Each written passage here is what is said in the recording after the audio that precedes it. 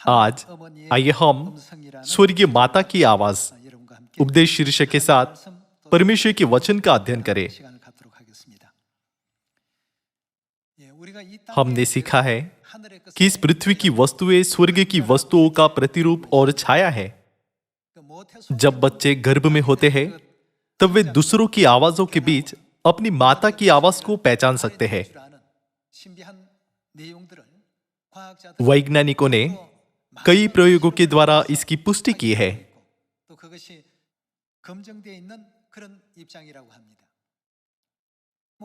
एक माता के गर्भ में 6 महीने के भ्रूण में 6 करोड़ मस्तिष्क कोशिकाएं होती है। जब वह 8 महीने का होता है तो उसकी अल्पकालिक स्मृति बनती है। इस समय वह अपनी माता की आवाज को पहचान सकता है।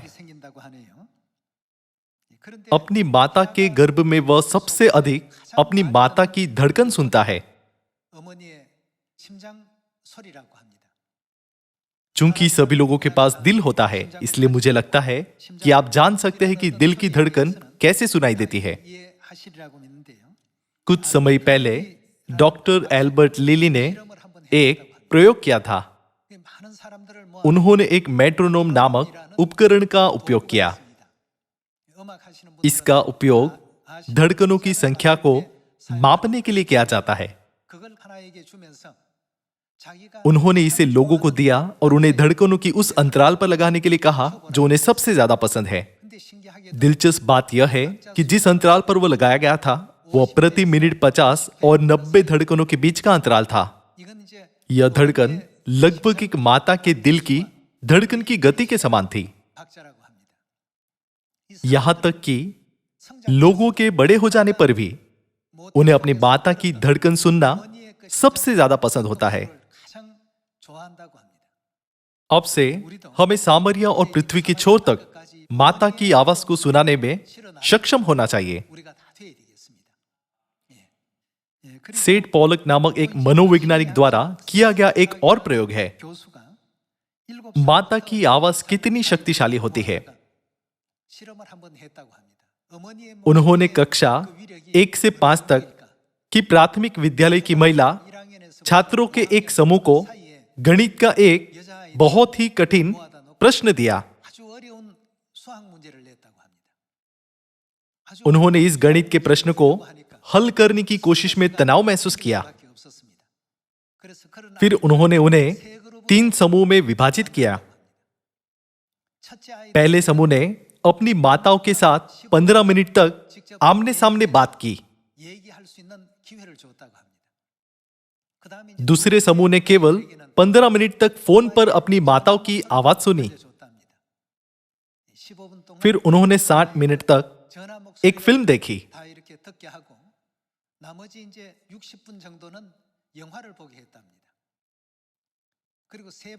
तीसरे समूह ने फोन पर अपनी माता की आवाज सुने बिना केवल 75 मिनट तक फिल्म देखी।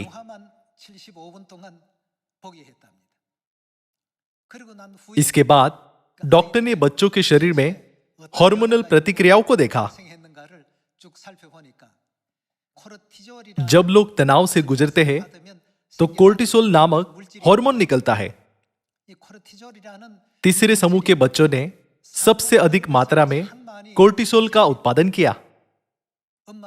जिन लोगों ने अपनी माताओं की आवाज बिल्कुल नहीं सुनी, उन्होंने इस हार्मोन की सबसे बड़ी मात्रा का उत्पादन किया। हालांकि जिन बच्चों ने अपनी माता की आवाज आमने सामने या फोन पर सुनी, वे खुश हो गए और अपने शरीर में ऑक्सीटोसिन नामक एक और रसायन पैदा किया। इन प्रयोगों को देखकर हम समझ सकते हैं कि वास्तव में एक माता की आवाज कितनी शक्तिशाली होती है।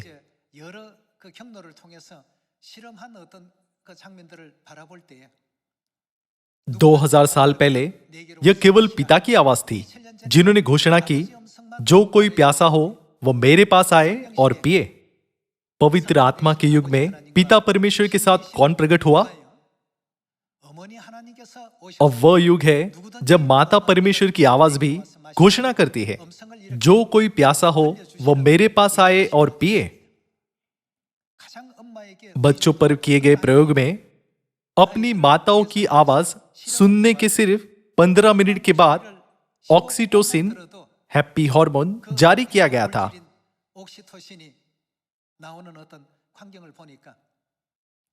इसके द्वारा हम एक शारीरिक माता की आवाज की शक्ति को महसूस कर सकते हैं और साथ ही आत्मिक माता की आवाज की शक्ति को भी महसूस कर सकते हैं। जब एक पति और बच्चे घर आते हैं तो वे हमेशा पूछते हैं, तुम्हारी माता कहाँ है, या पापा माँ कहाँ है। जब कोई बच्चा अपनी माता को नहीं देखता तो वह उनको याद करता है। आत्मिक दुनिया में भी ऐसा ही है। इसे ध्यान में रखते हुए हमें स्वर्गीय माता की आवाज, प्रेम की आवाज जो हमने उनसे सुनी थी सामरिया में और यहां तक कि पृथ्वी की छोर तक पहुंचानी चाहिए। जब भी हम अपनी माताओं की आवाज सुनते हैं तो हमारा शरीर ऑक्सीटोसिन, हैप्पी हार्मोन छोड़ता है। तब क्या हमें लोगों को स्वर्गीय माता की आवाज सुनने नहीं देना चाहिए? हमें सभी लोगों को जो इस पृथ्वी पर कठिन जीवन जीते हैं स्वर्गीय पिता और माता की आवाज सुनने देनी चाहिए।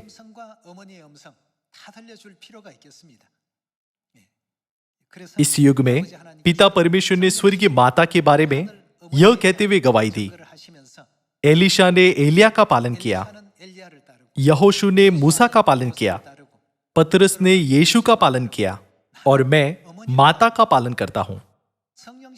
पवित्र आत्मा के युग में पिता इस पृथ्वी पर क्यों आए और कहा, मैं माता का पालन करता हूं?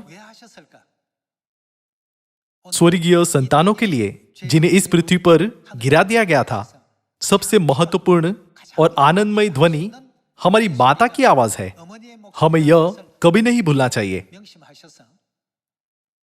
इस युग में जब स्वर्गीय माता कहती है, इस तरह आपको एक होना चाहिए, तो आपको एक दूसरे का ख्याल रखना चाहिए, आपको एक दूसरे से प्रेम करना चाहिए। तब हमें सदस्यों तक उनकी आवाज पहुंचानी चाहिए और उनके वचनों को अभ्यास में लाना चाहिए। हर कोई जो सबसे अधिक सुनना चाहता है वह है स्वर्गीय माता की आवाज। इस पृथ्वी पर जब बच्चे अपनी माता की आवाज नहीं सुन सकते तो वे चिंतित हो जाते हैं। इसलिए माता हमेशा उनके बच्चों के साथ खेलती है और उनसे बात करती है, चाहे वह नोक झोंक की आवाज हो या प्रेम की आवाज हो। माताएं हमेशा प्रेम का संदेश व्यक्त करती है, लेकिन कभी कभी क्या उनकी आवाज ऊंचे स्वर में नहीं निकलती?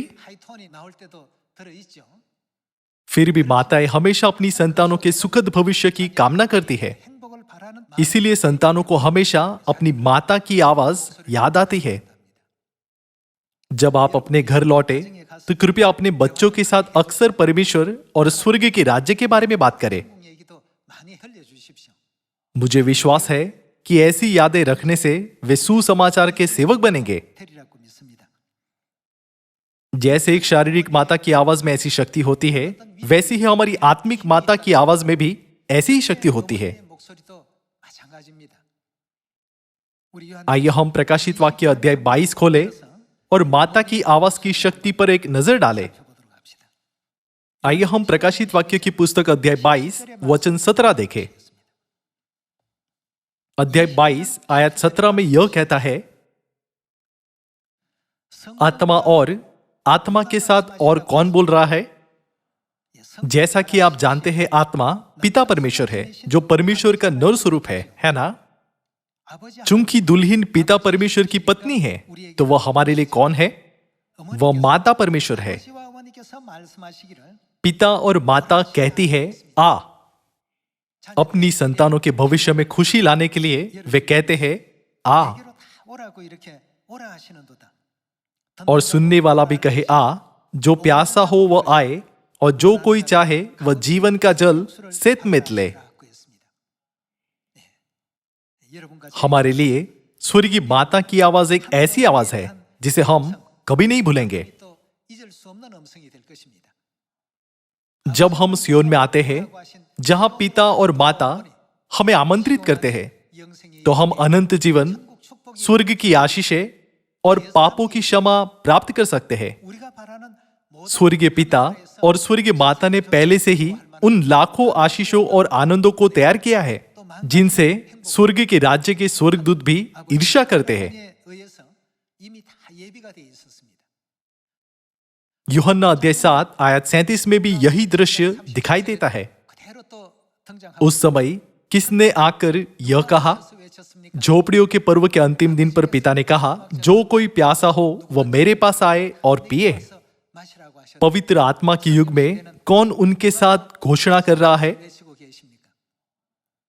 माता की आवाज से जुड़ने से संतानों के रूप में हम इससे और अधिक आशा नहीं कर सकते।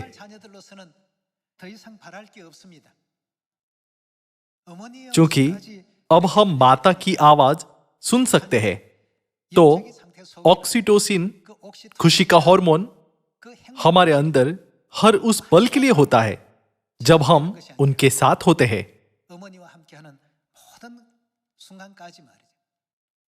संतानों को चाहे कितनी भी मुश्किलों का सामना करना पड़े, माता की आवाज उन सभी को दूर कर देती है। सभी लोगों, क्या इसीलिए हमारे पास स्वर्गीय माता नहीं होनी चाहिए? वह जहां भी जाती है, क्या हमें उनका पालन नहीं करना चाहिए? आइए हम अंत तक उनके साथ रहे।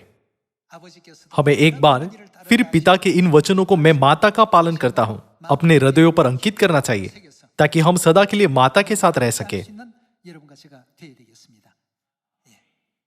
आइए हम उन संतानों की आशीषों को देखने के लिए जो माता के साथ है, यशाया 66 पर जाए।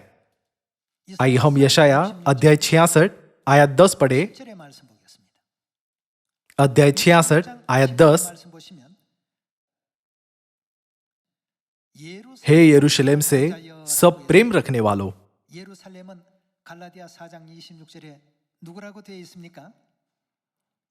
गलातियों अध्याय 4 आयत 26 में यरूशलेम कौन है? पर ऊपर की यरूशलेम स्वतंत्र है और वह हमारी माता है। दूसरे शब्दों में, हे यरूशलेम से सब प्रेम रखने वालों, मतलब आप सभी जो माता से प्रेम करते हैं, उसके साथ आनंद करो और उसके कारण मगन हो। हे उसके विषय में सब विलाप करने वालों, उसके साथ हर्षित हो, जिससे तुम उसके शांति रूपी स्तन से दूध पी पीकर तृप्त हो और दूध पीकर उसकी महिमा की बहुत आयत से अत्यंत सुखी हो।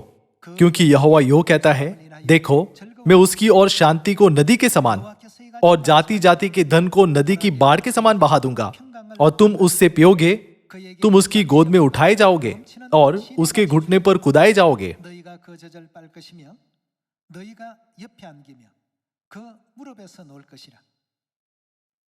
इस दृश्य को देखें तो यह एक बच्चे के लिए सबसे खुशी का क्षण है। संतानों के लिए एक मनोरंजन पार्क की तुलना में अपनी माताओं के साथ रहना अधिक आनंददायक होता है। नबी ने पृथ्वी पर सबसे हर्षित क्षण का वर्णन किया। आइए हम आयत 13 देखें। जिस प्रकार माता अपने पुत्र को शांति देती है, वैसी मैं भी तुम्हें शांति दूंगा। तुमको यरूशलेम ही में शांति मिलेगी। बाइबल की ऐसी भविष्यवाणियों के अलावा स्वर्गीय पिता और माता हमारे भविष्य की खुशी के लिए इस पृथ्वी पर आए। उन्होंने नई वाचा को स्थापित किया और बलिदान भरा जीवन चले। हालांकि हम उन चर्चों को देख सकते हैं जो स्वर्गीय माता और यहां तक कि स्वर्गीय पिता को भी नकारते हुए सत्य को नहीं समझते।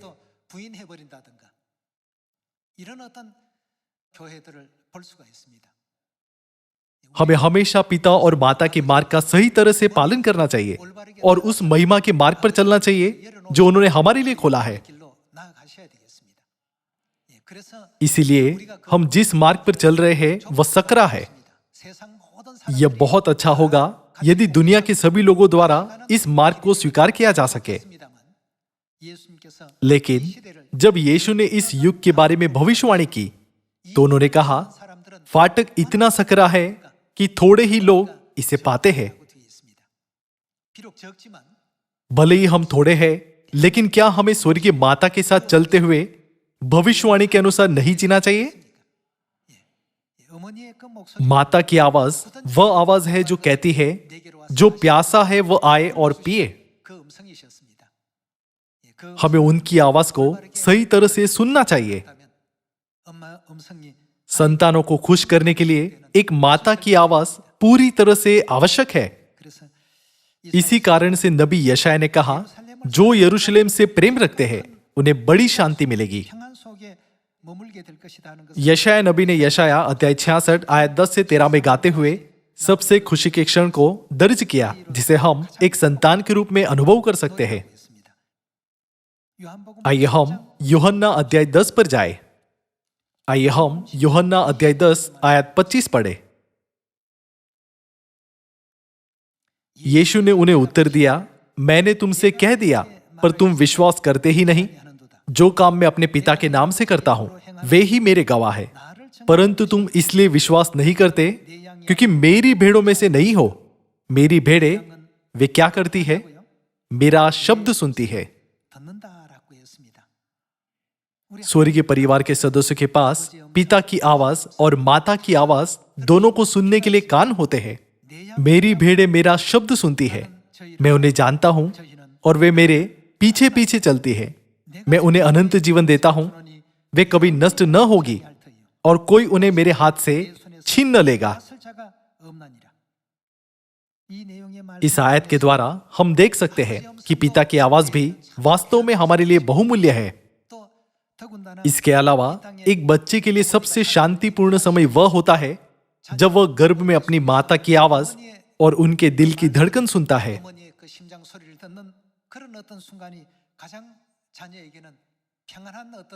जब हम अपने माता पिता को यह पूछने के लिए फोन करते हैं कि वे कैसे हैं, तब हमें इसके बारे में सोचना चाहिए। पिताओं, मैं चाहता हूं कि आप कृपया आज के इस संदेश को समझें।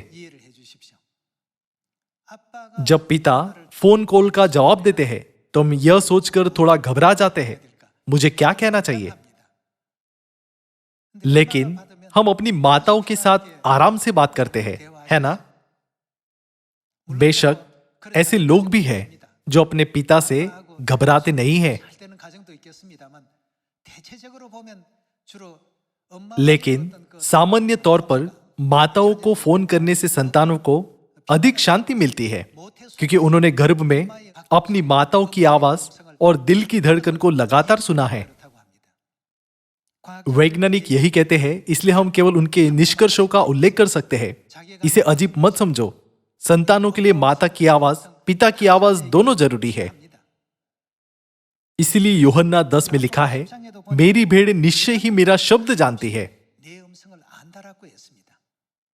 चूंकि हम परमेश्वर की आवाज को जानते हैं, इसलिए सबसे खुशी का क्षण वह होता है जब हम परमेश्वर की आवाज को सुनते हैं। इस प्रकार हमें लगन से उस सत्य का प्रचार करना चाहिए जो पिता और माता ने हमें सिखाया है, और उन शिक्षाओं को अभ्यास में लाना चाहिए जो माता ने हमें दी है। ऐसा करने से मुझे यकीन है कि हमारे खोए हुए भाई और बहनें माता की आवाज को पहचानेंगे और सियोन लौट आएंगे। बेशक हमें फसह और सबत का दिन जैसे बुनियादी सत्यों को समझना और महसूस करना चाहिए। उनके द्वारा हमें स्वर्गीय माता पिता की आवाज सुननी चाहिए। मैं आपसे अंत तक प्रेम करता हूं, मैं आपको कभी नहीं छोड़ूंगा, मैं आपको कभी नहीं खोऊंगा। मुझे आशा है कि जब हम अकेले होते हैं या संघर्ष कर रहे होते हैं और जब हम विभिन्न समस्याओं का सामना करते हैं, तो हम उनके संदेश को सुनने में सक्षम होंगे जिसमें उनका प्रेम है। आइए हम इस तथ्य से संबंधित नबी यशायाह के रिकॉर्ड पर एक नजर डालें कि स्वर्गीय पिता और माता हमेशा हमारे साथ है। आइए हम एक साथ यशायाह अध्याय 41 आयत 10 देखें। अध्याय 41 आयत 10 में यह कहता है, मत डर क्योंकि मैं तेरे संग हूं, इधर उधर मत ताक क्योंकि मैं तेरा परमेश्वर हूं। मैं तुझे दृढ़ करूंगा और तेरी सहायता करूंगा, अपने धर्ममय दाहिने हाथ से मैं तुझे संभाले रहूंगा। आयत 11, देख जो तुझसे क्रोधित है वे सब लज्जित होंगे। जो तुझसे झगड़ते हैं उनके मुंह काले होंगे और वे नष्ट होकर मिट जाएंगे। जो तुझसे लड़ते हैं उन्हें ढूंढने पर भी तू न पाएगा। जो तुझसे युद्ध करते हैं वे नष्ट होकर मिट जाएंगे, क्योंकि मैं तेरा परमेश्वर यहोवा तेरा दाहिना हाथ पकड़कर कहूंगा, मत डर, मैं तेरी सहायता करूंगा।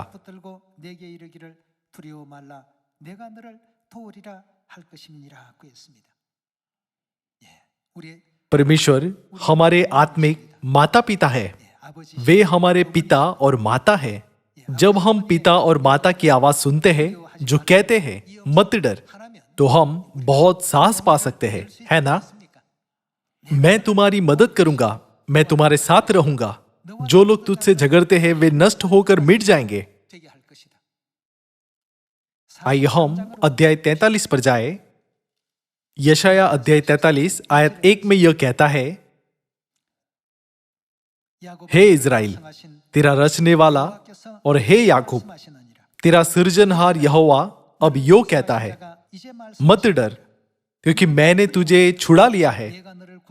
मैंने तुझे नाम लेकर बुलाया है, तू मेरा ही है। जब आपके पास आपके बच्चे होते हैं तो आप कहते हैं, मेरे बच्चे तुम मेरी हो। सबसे हर्षित अभिव्यक्ति क्या है जिसे बच्चे सुनना पसंद करते हैं? तुम मेरे हो, तू मेरा ही है। जब तू जल में होकर जाए मैं तेरे संग संग रहूंगा, और जब तू नदियों में होकर चले तब वे तुझे न डुबा सकेगी।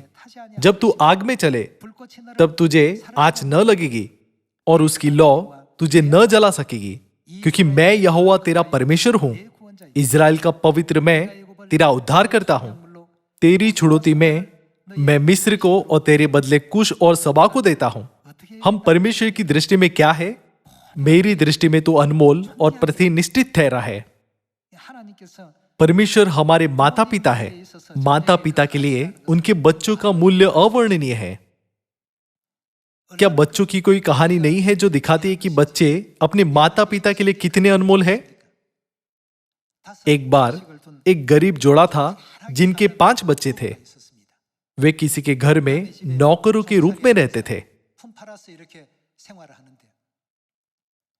एक धनी व्यक्ति था जिसकी कोई संतान नहीं थी। एक दिन उसने कहा कि वह उनकी एक संतान को गोद लेना चाहता है। यदि धनी व्यक्ति उसके एक पुत्र को गोद ले तो वह पुत्र कभी भूखा नहीं रहेगा और वह एक अच्छे घर में रहेगा। इसीलिए पिता ने अपनी पत्नी के साथ इस पर चर्चा की। 5 में से किसे भेजना बेहतर होगा? हमारे पास सर्दी का सामना करने के लिए पर्याप्त भोजन या कपड़े या तापक नहीं है, लेकिन अगर हमारा बेटा एक अमीर परिवार के साथ रहता है तो वह हर समय धन में रह सकता है। तो क्या हमारे बच्चों में से एक को भेजना बेहतर नहीं है? रात भर उसकी पत्नी से उसकी यही चर्चा होती रही। न तो पति और न ही पत्नी किसी एक को चुन सके। परिवार चलाने के लिए सबसे बड़े बेटे की जरूरत थी। सबसे छोटा बेटा बहुत छोटा था और उसे अभी भी अपनी माता के प्यार की सबसे अधिक जरूरत थी।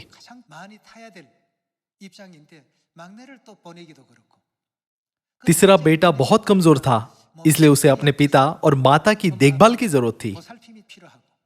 दूसरे बेटे के पास भी एक कारण था। चौथे बेटे के बारे में भी उसे न भेजने के लिए उसके पास एक कारण था। माता पिता का मन ऐसा है। बेशक धनी परिवार में भेजकर उनके लिए धन दौलत से जीने के तरीके हो सकते हैं, लेकिन माता पिता के लिए प्रत्येक बच्चा अनमोल है। वे दुनिया के किसी भी खजाने से अधिक मूल्यवान है।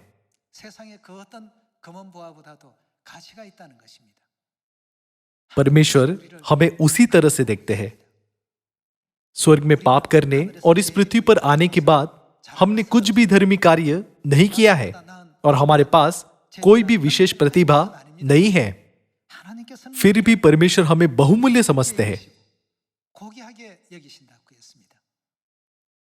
इसीलिए उन्होंने कहा, मैं अपनी संतानों के पापों का बोझ उठाऊंगा। वह इस पृथ्वी पर आए और क्रूस पर अपना लहू बहाने से नहीं हिचकिचाए। इतिहास के अनुसार मूसा के समय में वह हर दिन होम बलि की वेदी पर बलि होते थे। उन्होंने ऐसा करने में संकोच नहीं किया। हमें बाइबल में इन बातों को केवल रीति रिवाजों के रूप में नहीं सोचना चाहिए। उनके द्वारा हमें अपने स्वर्गीय माता पिता के मन के बारे में सोचना चाहिए। हमारे स्वर्गीय माता पिता ने हमें कभी नहीं छोड़ा है, लेकिन हमारी गलतियों के प्रति सहनशील रहे हैं और लगातार हमें 70 बार भी गले लगाते हैं।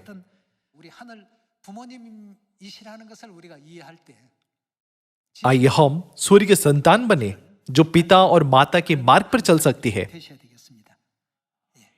आइए हम फिर से आयत 2 देखें। जब तू जल में होकर जाए, मैं तेरे संग संग रहूंगा, और जब तू नदियों में होकर चले, तब वे तुझे न डुबा सकेगी। जब तू आग में चले, तब तुझे आंच न लगेगी, और उसकी लौ तुझे न जला सकेगी, क्योंकि मैं यहोवा तेरा परमेश्वर हूं, इजराइल का पवित्र, मैं तेरा उद्धार करता हूं। तेरी छुड़ौती में मैं मिस्र को और तेरे बदले कुश और सबा को देता हूं। मेरी दृष्टि में तू अनमोल और प्रतिष्ठित ठहरा है, और मैं तुझसे प्रेम रखता हूं। इस कारण मैं तेरे बदले मनुष्यों को और तेरे प्राण के बदले राज्य राज्य के लोगों को दे दूंगा। मत डर, क्योंकि मैं तेरे साथ हूं। मैं तेरे वंश को पूर्व से ले आऊंगा और पश्चिम से भी इकट्ठा करूंगा। मैं उत्तर से कहूंगा, दे दे, और दक्षिण से कि रोके मत रख। मेरे पुत्रों को दूर से और मेरी पुत्रियों को पृथ्वी के छोर से ले आओ, हर एक को जो मेरा कहलाता है, जिसको मैंने अपनी महिमा के लिए सुरजा, जिसको मैंने रचा और बनाया है। स्वर्गीय पिता और स्वर्गीय माता हमें इतना बहुमूल्य मानते हैं कि उन्होंने अपनी बहुमूल्य देह को त्याग दिया। हमें सभी लोगों को उस स्थान पर जाने देने की पूरी कोशिश करनी चाहिए जहां स्वर्गीय पिता और माता हमें आमंत्रित करते हैं। हमें पिता और माता की शिक्षाओं को अभ्यास में लाने और उन पर अपना विश्वास बढ़ाने में सक्षम होना चाहिए। प्रकाशित वाक्य अध्याय 19 के अनुसार दुल्हन पर हमारे धर्मी कार्य क्या होते हैं? क्या यह नहीं कहता कि वे एक सुंदर वस्त्र होंगे? इसीलिए आइए हम पिता और माता को धन्यवाद देना कभी न भूले। भले ही हम अपने वर्तमान जीवन में थोड़े थके हुए हों, लेकिन आइए हम माता की आवाज सुनकर खुश हो और सामरिया और पृथ्वी के छोर तक सुसमाचार का प्रचार करें। माता हमें अपने भाई और बहनों के साथ क्या करना सिखाती है? एक दूसरे के साथ एकजुट रहो, एक दूसरे से प्रेम करो। प्रेम के बिना एकता और सद्भाव नहीं है। पिता ने हमसे वही वचन कहे। आइए हम मत्ती अध्याय 5 पर जाएं। आइए हम मत्ती अध्याय 5 आयत 21 देखें।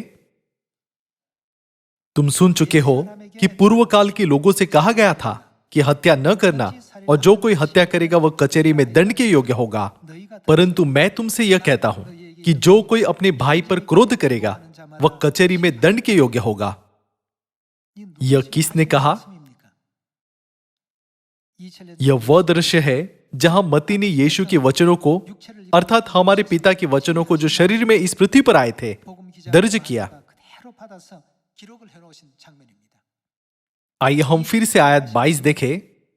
परंतु मैं तुमसे कहता हूं कि जो कोई अपने भाई पर क्रोध करेगा वह कचहरी में दंड के योग्य होगा, और जो कोई अपने भाई को निकम्मा कहेगा। राका एक इब्रानी अभिशाप है। इसका उपयोग तब किया जाता है जब इब्री एक दूसरे को श्राप देते हैं। कोई भी जो राका कहता है वह महासभा में दंड के योग्य होगा, और जो कोई कहे अरे मूर्ख, वह नरक की आग के दंड के योग्य होगा। चूंकि परमेश्वर ने हमें बताया है कि परमेश्वर के न्याय दंडों में ऐसे न्याय है, तो आइए हम सहनशीलता और क्षमा के साथ साथ अपने भाई और बहनों के लिए एकता और विचारशीलता का अभ्यास करके सियोन को और अधिक अनुग्रहपूर्ण बनाएं। 이런 것이 은혜롭게 이루어질 수 있는 우리 또 시온이 다 되셔야 되겠습니다. तब क्या सियोन एक ऐसा स्थान नहीं बन जाएगा जहां हर्ष और आनंद के भजन की आवाज कभी नहीं रुकेगी? 세상에서 सियोन में आने पर हमें उन बुरी आदतों का पालन नहीं करना चाहिए जो हमने संसार में सीखी है। 겉으로 드러나서는 안 되겠습니다. हमें परमेश्वर के वचन से उनसे छुटकारा पाना चाहिए। 되겠죠? 예. 과거에 पहले यदि हमें दिन में 10 बार से अधिक गुस्सा आता था, तो अब हमें इसे आधा कर देना चाहिए और फिर इसे और आधा कर देना चाहिए। 반으로 줄이고 ऐसा करने से और लगन से खुद को धर्मी बनने के लिए प्रशिक्षित करने से हम वह बनेंगे जो पिता और माता हमसे चाहते हैं। 바라시는 아버지 हमारे कारण लोगों द्वारा पिता और माता का तिरस्कार और अपमान किया गया। 또 모욕을 당한 भले ही उन्हें शर्मिंदगी महसूस हुई, लेकिन उन्होंने केवल हमें बचाने के लिए सब कुछ सहा। 걸 참으셨는데 हमें छोटी छोटी बातों पर गुस्सा नहीं करना चाहिए। 또 यह उन पतियों या पत्नियों के लिए अनुग्रहपूर्ण नहीं है जो सत्य में नहीं है। 본이 안 되는 हमारे बारे में यह नहीं कहा जाना चाहिए, तुम कहते हो कि तुम परमेश्वर पर विश्वास करते हो, लेकिन क्या तुम बेहतर चरित्र नहीं रख सकते? 오늘 저와 आज स्वर्गीय माता की आवाज को याद करते हुए हमें हमेशा अपने भीतर निवास करने वाली उनकी आवाज के साथ अपना जीवन जीना चाहिए। 여러분들은 그렇게 해야 되겠습니다. जब तक हम में माता की आवाज बनी रहती है, हम हमेशा खुश रह सकते हैं, 행복할 수 있습니다. क्योंकि हमारी आत्मिक ऊर्जा में ऑक्सीटोसिन की सुखद ऊर्जा है। इसलिए मैं आप सभी से एक बार फिर पिता और माता के साथ सुसमाचार के मार्ग पर चलने के लिए कहना चाहूंगा। 부탁드리겠습니다. यह स्मरण करते हुए कि स्वर्गीय पिता हमारा कितना सम्मान करते हैं और कैसे स्वर्गीय माता हमें प्रेम से बढ़ाती है। 높여주고 계시는지 आइए हम परमेश्वर के अनुग्रहपूर्ण प्रेम की आवाज का बहुत आय से प्रचार करते हुए सुसमाचार के मिशन को पूरा करें।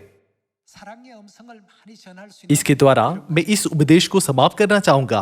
आपका बहुत बहुत धन्यवाद।